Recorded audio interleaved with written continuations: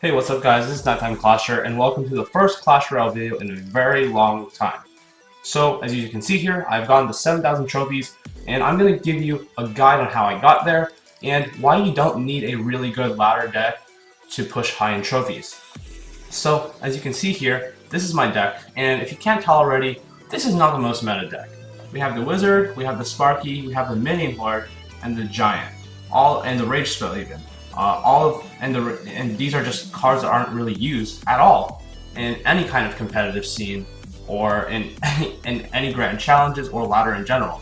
So this is obviously not a very good deck, and I'm going to show you guys how I was able to push with the 7k with it and what my decision making was in a lot of the games. So first we're going to show you the replay against a Minor Cycle player. Yeah, there's a lot of people playing Minor Cycle everywhere in ladder, just because it's such a consistent deck and it doesn't have too many bad matchups, so the high level of outplayability is inherent in the deck. We saw it a lot at World Finals, so yeah, probably definitely more people are going to be using it after these new balance changes because these cards weren't really touched either. So yeah, looking at this first game, he started out with the Spear Goblins. I don't want to eat that damage, so I just put a Giant. And then I think of it like this way. That Giant pretty much just becomes 3 Elixir because the 2 Elixir Spear Goblins did nothing for the Giant. He's going to go ahead and place his Miner and the Wall Breakers. And I know I'm playing Beatdown, so I can afford to eat tons of damage on that right lane, as long as I can build a big enough push on the left. And as you see here, I've got the E-Barbs. I think he has Spear Goblins, so I tried to NATO those. And one E-Barb is going to get to that tower, so it's forcing him to play a Knight, which is really great for me because now I know I'm in the Elixir advantage. And with my deck, as it's a pretty expensive Beatdown deck, I want to wait a little bit longer. I just need to sit on my hands until double Elixir and just wait for him to play something and play reactively until I can afford to build big pushes without sacrificing health on my other side. But right now, I know it's safe to go Sparky because his hand doesn't have any of the pressure cards, such as Miner or Wall Breaker. He decides to Fireball my Sparky, and this is a really good thing. So tip number 1 with your weird decks is they don't actually know what you're running. So like here, he played Fireball. He didn't know I was running Minion Horde because it's not a meta deck. And you see here, I'm able to punish him heavily with that, and just he's completely surprised because he didn't expect the Minion Horde to be in this deck. And you see there that Minion Horde Rage just took the tower, he had the Fireball again, and I am in a very, very good lead right here with an Elixir advantage and a tower down. So now I'm just thinking like, I can just sit back and wait for him to do some kind of play. If he does Miner, I can NATO it or Elite Barbarians, and if he does Wall Breakers, I can also do Elite Barbarians. So he does the Wall Breakers. I just put the Wizard because, yeah, he doesn't have a Fireball, so well, he can't like punish that with tower damage. He plays the Miner. I know exactly where it's going, so I put a Sparky, and that's a really good trade for me. Now I have a Sparky going on this lane, so he can't put more things into it, so he has to switch lanes if he wants to keep attacking. So you see here, he's pretty much doesn't know what to do. I mean, there's not much you can do as Miner control when you're tower down and you're in double Elixir. So I did a nice NATO there, pull together that Giant, the Hunter and the Knight, and yeah, I'm just in a really good spot right now. No way to lose this match. And yeah, I'm just going to let the Miner go, put some more pressure on this front end to force him to use some Elixir there so he doesn't have as much to defend with. So as you see, he had to expend the Knight, the Log, and the Fireball. That's a lot of Elixir, and yeah, without the Wall Breakers, I know it's a good game at this point. I thoroughly good game, and yeah, there's no way he's winning this. Let's go to the next replay.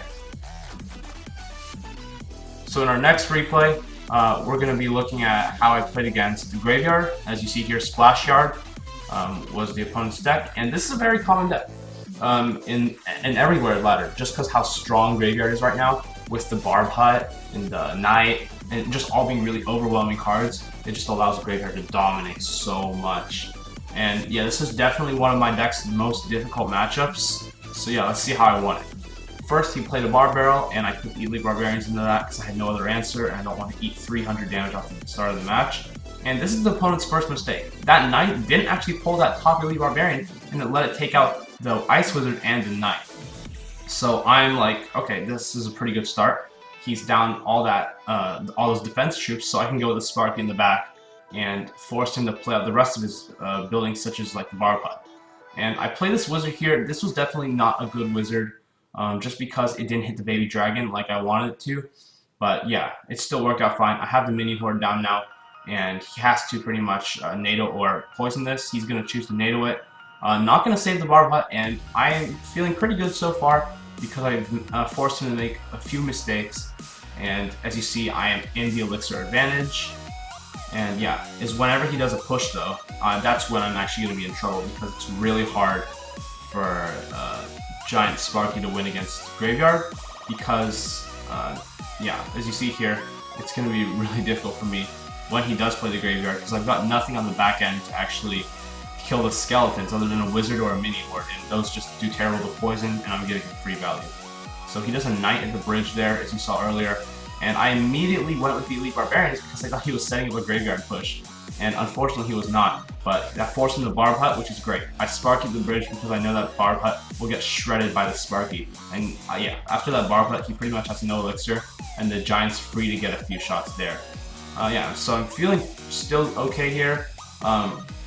Unfortunately, I had to expend a 5 Elixir Wizard to deal with that Baby Dragon because I don't necessarily want to eat damage against Graveyard because he can Poison Cycle if he doesn't even get Graveyard, so I could be in big trouble.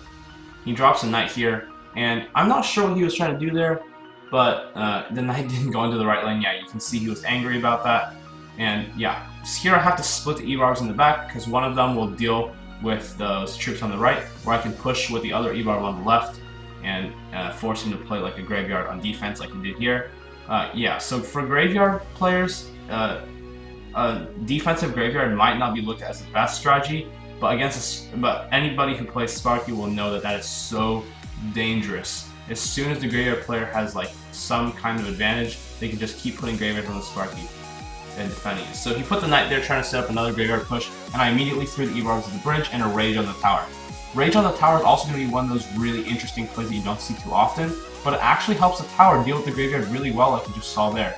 I played it oops because I didn't mean to drop the main core there actually. That's a fat finger. He's going to get some poison value. That's definitely a mistake on my end, but I'm going to drop the Sparky here because I expect the Barb Hut to just keep coming so I can get value. He throws more value into it by placing a Barbarian Barrel. I'm definitely very happy about that. And with his Barb Hut placed low, I think I can afford to go Giant on the opposite lane with the Elite Barbarians. Now with this NATO, I'm just trying to get that Ice Whiz down as fast as I can. He's expended the Graveyard on the right side, and I have the E-Barbs going on the left, and now I need to defend this Baby Dragon and the Skeletons. And he's not going to let those E-Barbs connect, obviously. So I'm actually kind of in trouble right now because I just can't find a way to break through. He seems to have every answer, and I have no spell to take care of the Barb Hut. He's going to Graveyard here, which turns out to be his fatal mistake. This is just a huge waste of Elixir, and I get free E-Barbs out of it. While he gets a few hundred damage, it's nothing like that helps him win the game in the long run, because he was already ahead in damage, so this is not something he needed to do. And yeah, I go Giant Spark to the opposite lane, aware that he just wasted a ton of Elixir, and maybe that mini horde is a little aggressive, but my Giant is getting so many hits down on that left tower. And yeah, now I know I just have to play defense for this last 40 seconds, but again, like Graveyard is so good just at getting towers down quickly, and even in like double Elixir and triple Elixir, it just gets so much stronger. So see, that was a really great heal spirit, and yeah, now I know I've won. I have the 2 Giants down. He has no way to deal with that Wizard that's getting so much value. I blocked the Knight again at the bridge with the E-Barbs. That's so important when you're playing against Graveyard. Just keep blocking their tank so they can't like get value. And then yeah, my E-Barbs took out the tower on the top, and yeah, that was a very difficult matchup, but he never was able to get a good Graveyard push down just because how I blocked every Knight at the bridge. So let's look at this next one against FCM Gapir, who was using Lava Loon, a really difficult matchup for this deck, especially because he has arrows in his deck, which takes out the what's called mini horde, and I pretty much can't play defense then. I've only got the Wizard, which he's also got the Miner for. So let's see how I deal with him. He starts with the Miner. I get some free E-Barbs value, and those Skeleton Dragons gonna get taken out really quickly by the Wizard. And as you see here, I saw he used the arrows, and again, when people use Fireball or arrows against the giant mini horde decks, I know I can easily punish them, and I know his deck doesn't have any good counters to mini horde, so I feel really good about dropping my mini horde and giant here at the bridge, and I know that's tower.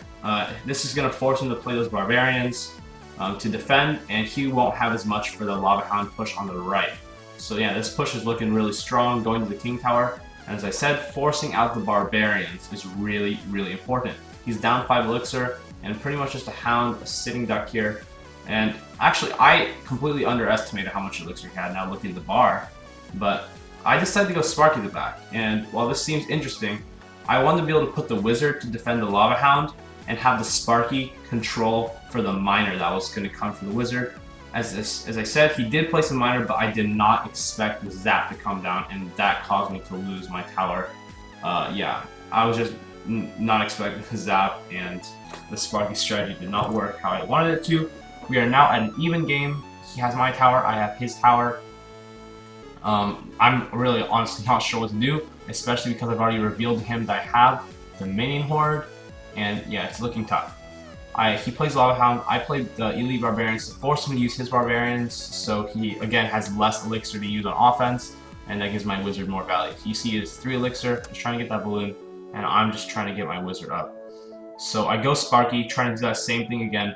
I'm prepared now to NATO the Miner as well when he zaps the Sparky, so he puts in the Miner, and I get this NATO immediately, beautiful, and the Wizard doesn't take any damage. It was a little unfortunate how that balloon did connect, and yeah, I'm pretty sure that could have been preventable, but it is what it is. Now I know his Inferno Giant on the left, I can go E-Barbs Giant on the other side, and he won't really have a tank counter, even though he has the Barbarians. I don't think they do that well against it, as you see here. The Giant and E-Barb still going to get through and do tons of damage, forcing him to play a Miner as well, and he's completely overcommitted on that defense, and I know I'm actually kind of back in it now after seeing that.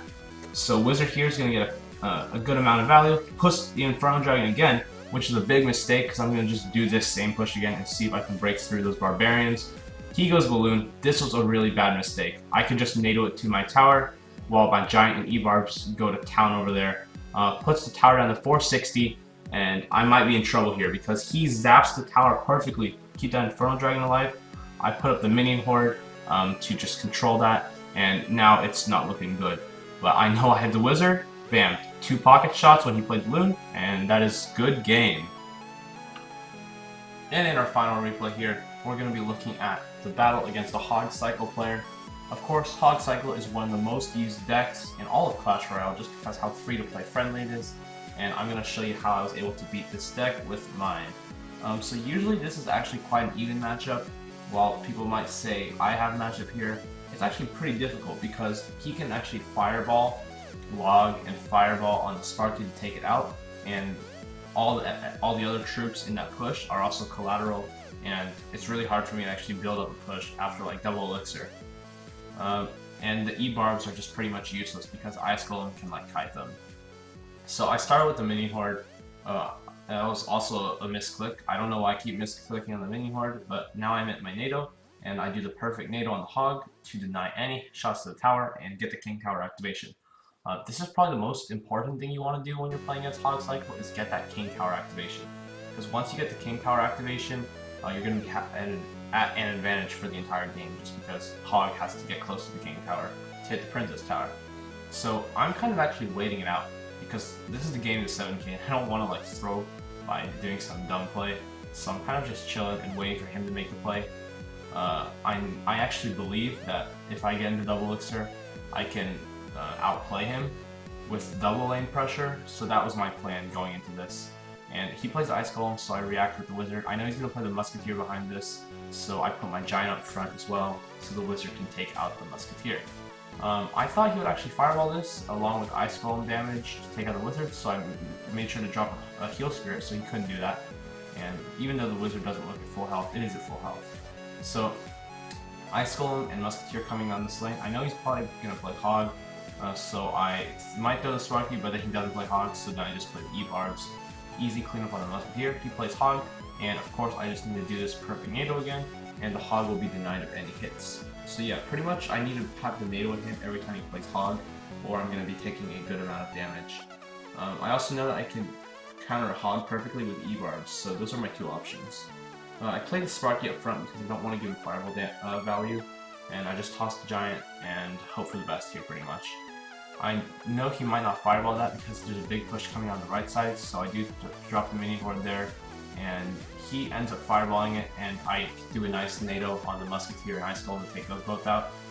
You're going to see through this game that those good NATOs are really going to carry me through a lot of offenses, because otherwise there's just no way for me to break through on any of their attacks. So yeah, I tried to go E-Barbs, but he did have the Ice Golem ready in hand, so that was just not going to work. I should have known that. But I go Sparky again, trying to set up another big push, and it's going to be pretty difficult, so I need to try to get another good NATO on and just get the Musketeer off the board, really.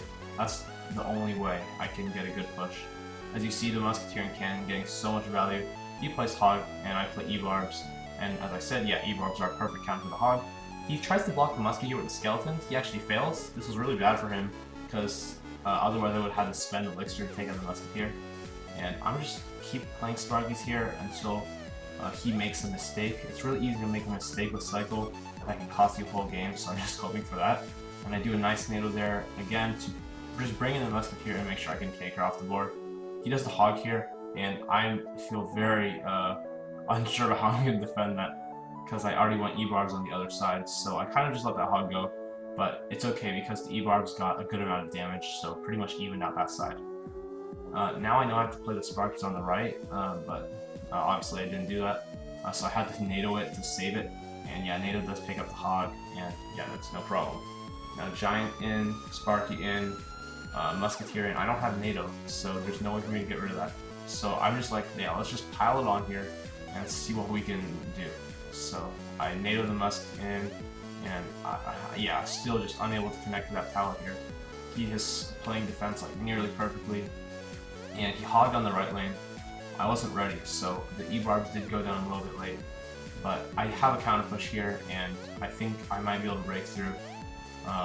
It's my last chance, so I just throw down the Spark Edge, throw down the Heal Spirit, throw down the Rage, just toss down everything. I know I have to hit this NATO, so I got the Ice Spirit and the Musk, and at that point it was a good game because he had nothing left.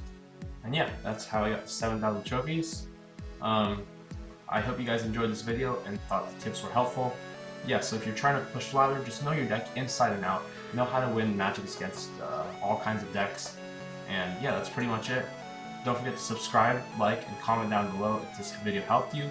And if you want more Clash Royale related content, follow me on Twitter @NighttimeClasher. Until then, see you next time.